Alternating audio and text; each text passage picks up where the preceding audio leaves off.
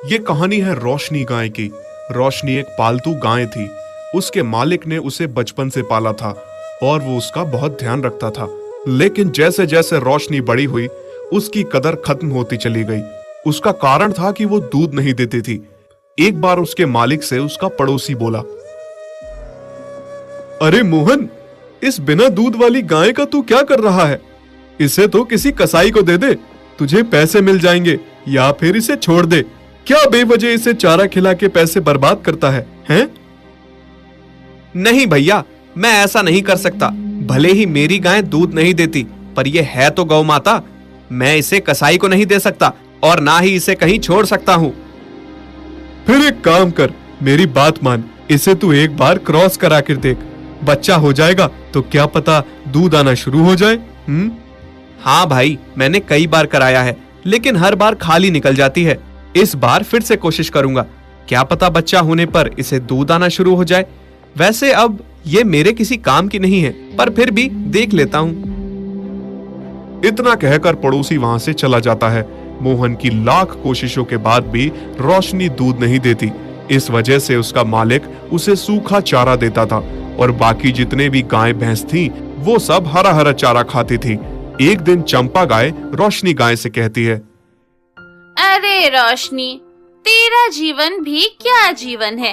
मालिक तुझे सूखी सूखी घास देता है और हमें देख, हरी हरी ताजा ताजा घास खाते हैं। अगर तू भी दूध दे रही होती तो मालिक तेरा भी उतना ही ध्यान रखते जितना हमारा रखते हैं। हाँ चंपा बहन, मैं जानती हूँ, पर मैं क्या करूँ? दूध आना ना आना मेरे बस की बात नहीं है। मैं तो खुद चाहती हूँ कि मैं मालिक को कुछ तो फायदा करवाऊं, नहीं तो पड़ोसी की बात में आकर क्या पता मालिक एक दिन मुझे सही में कसाई के हवाले कर दे।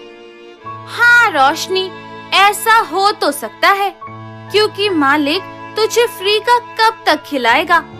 तू किसी काम की ही नहीं है।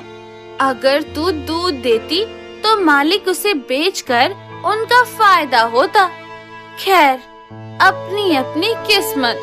चल, हम चलते हैं, हमारे दूध देने का समय हो गया है। चंपा की बातें सुनकर रोशनी बहुत दुखी हो जाती है। ऐसे ही समय बीत जाता है और कुछ महीने बाद रोशनी गर्भवती हो जाती है। तब बाकी की गायें उसका मजाक बनाती हैं। रोशनी बहन, सुना है तुम गर्भवती हो? हाँ बहन, बस भगवान की दुआ है, इतने साल बाद मुझे ये खुशी मिली है। अच्छा है, पर मुझे एक बात का दुख हो रहा है।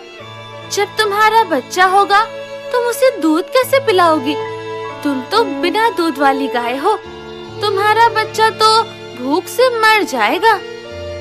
शुभ शुभ बोलो बहन, खुद भी तुम माँ हो और ऐसी बातें कर रही हो।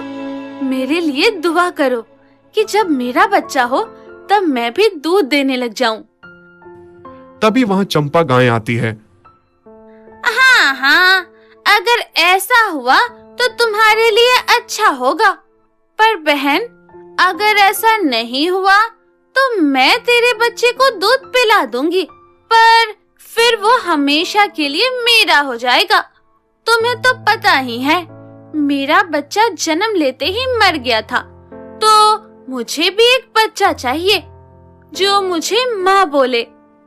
रोशनी गाय चंपा को कुछ नहीं बोलती और कुछ समय बाद वो एक बछड़े को जन्म देती है। सबको यही उम्मीद थी कि अब रोशनी दूध देने लगेगी, तो मालिक बोलता है, अब तो मेरी गाय के बछड़ा हो गया, हो सकता है अब ये दूध देने लगे।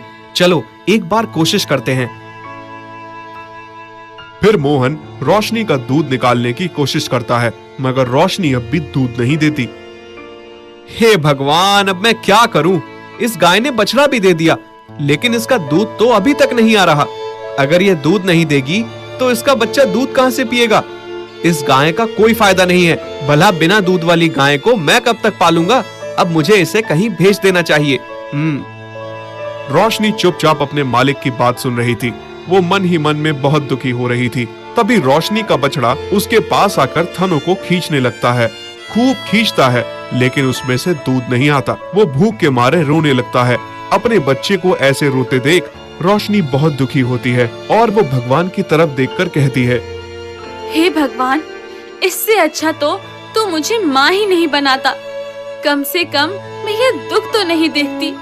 तूने मुझे माँ बनने का सुख दिया और मेरा बच्चा भूख से तड़प रहा है।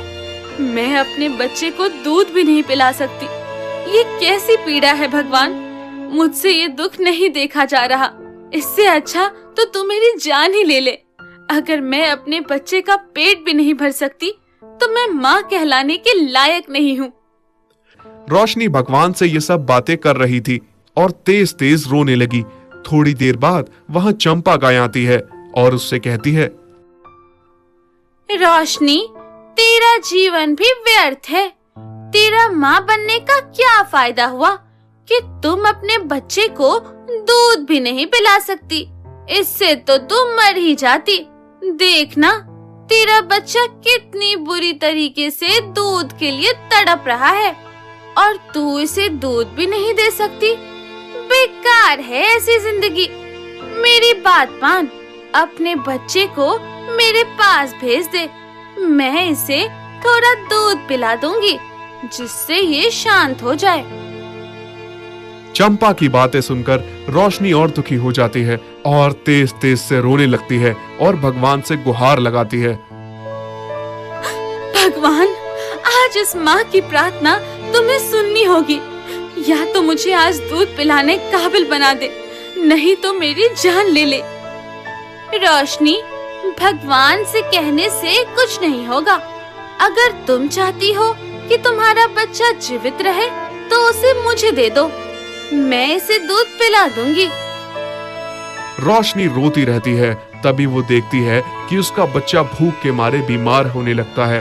अपने बच्चे की बिगड़ती हालत को देखकर रोशनी बोलती है, ठीक है चंपा बहन, तुम मेरे बच्चे को अपना दूध पिला दो। शायद भगवान को मेरी किस्मत पर तरस नहीं आ रहा। मैं नहीं चाहती कि मेरा बच्चा एक बिना दूध वाली माँ के कारण मर जाए। तुमने बहुत अच्छा सोचा है रोशनी। बच्चे से बढ़कर कुछ नहीं होता। चलो, मैं अब अपने बच्चे को दूध पिला लेती हूँ। चंपा बच्चे की तरफ बढ़ती है, पर तभी भगवान की कृपा होती है और रोशनी के दूध आना शुरू हो जाता है। रोशनी का बच्चा उठकर अपनी माँ का दूध पीना शुरू कर देता है और उसका पेट भर जाता है। बछड़ा फिर सो जाता है। रोशनी ये देखकर बहुत खुश हो जाती है। भगवान, तेरा लाख लाख शुक्रिया। तूने मेरी लाज रख ली। मेरा दूध उतर गया। अब मेरा बच्चा भूखा नहीं रहेगा और ना ही मालिक मुझे अब कसाई को बेचेगा। मैं आज दूसरी गाय जैसे हो गई हूँ। अब मुझे कोई ये कहकर नहीं चिढ़ाएगा कि मैं बिना दूध वाली गाय हूँ और मैं बेकार हूँ, व्यर्थ हूँ। सच में रोशनी, आज मैंने तुम्हारी ममता की ताकत देख ली। तुम्हारे सच्चे आंसू के कारण आज भगवान ने तुम्हें आशीर्वाद दिया है। काश मैं भी दोबारा माँ बन सकती और कोई मुझे भी माँ कहकर बुलाता। चंपा बहन, एक माँ की तकलीफ एक माँ ही समझ सकती है। इसलिए मैं चाहती हूँ कि आज से मेरे बच्चे की एक नहीं 2 माँ हो। चंपा रोशनी की बात सुनकर उसे गले लगा लेती है। तुम बहुत अच्छी हो रोशनी। मैंने तुम्हारे साथ इतना बुरा किया, तुम फिर भी मेरे लिए इतना सोच रही हो। तुम धन्य हो। अब रोशनी के थनों से दूध टपक रहा था। ये देखकर मालिक भी बहुत खुश हो जाता है और बाल्टी में उसका दूध निकालने लगता है। फिर रोशनी ही सबसे ज्यादा दूध देने वाली गाय बन गई और मालिक उसे बेचकर अच्छा खासा मुनाफा